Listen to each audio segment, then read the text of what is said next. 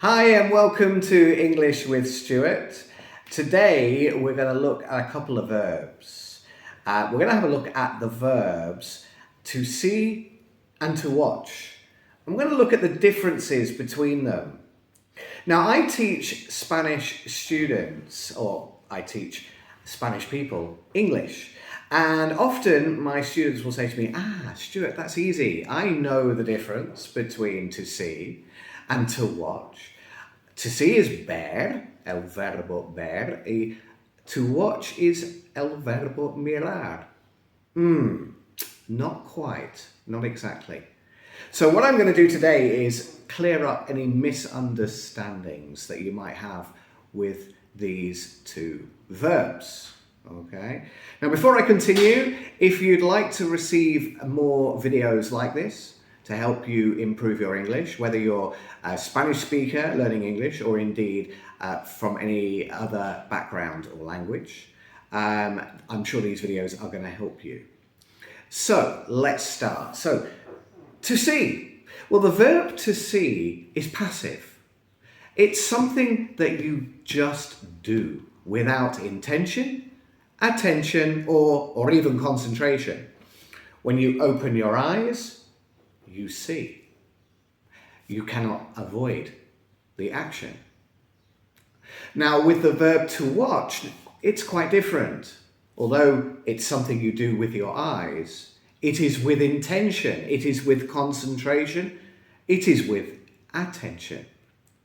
So, for example, let's use these two verbs in a sentence. You have the sentence, I see people on the street. If I look through a window, I see people on the street, which is a very different action to I watch people on the street. You see, when I'm watching people on the street, I like his shoes. She's a pretty girl. Two very different actions. I see because I'm looking through the window. I have no intention to see people. They are there, they are in my vision. Whereas with watch, I have intention.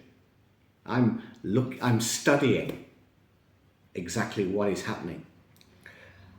So that's the easy part. I then complicate things further with my students by saying, okay, so to see is passive and to watch is active. What about the verb to look at?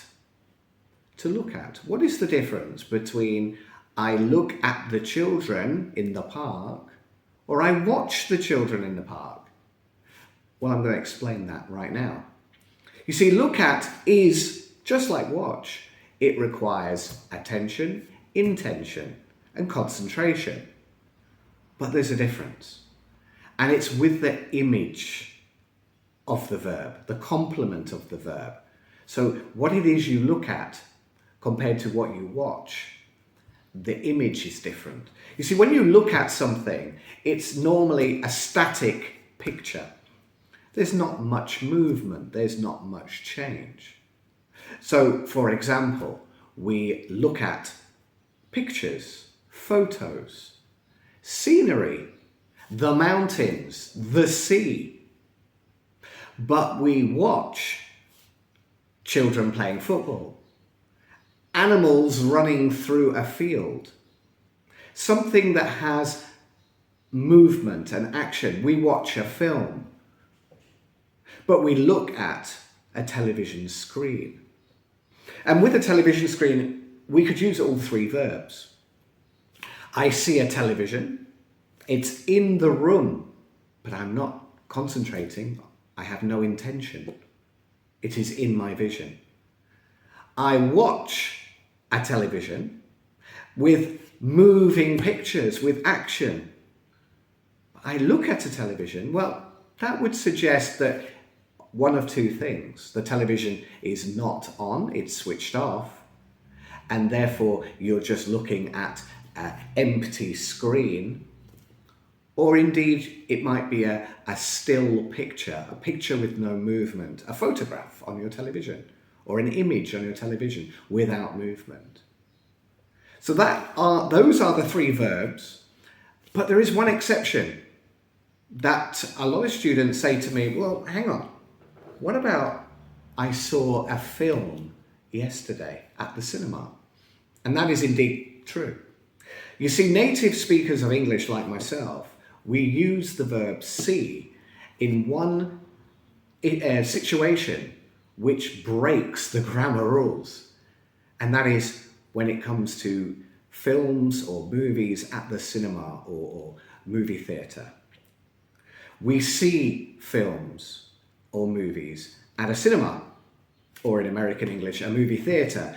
And for that reason, we often use the verb see. You can use the verb watch as well, but often you'll say, I saw that film last year at the cinema. And that would be common for native English speakers. It's not strictly correct. It's against the rules. But of course, natives don't follow the rules. They speak natively. So I hope that helped.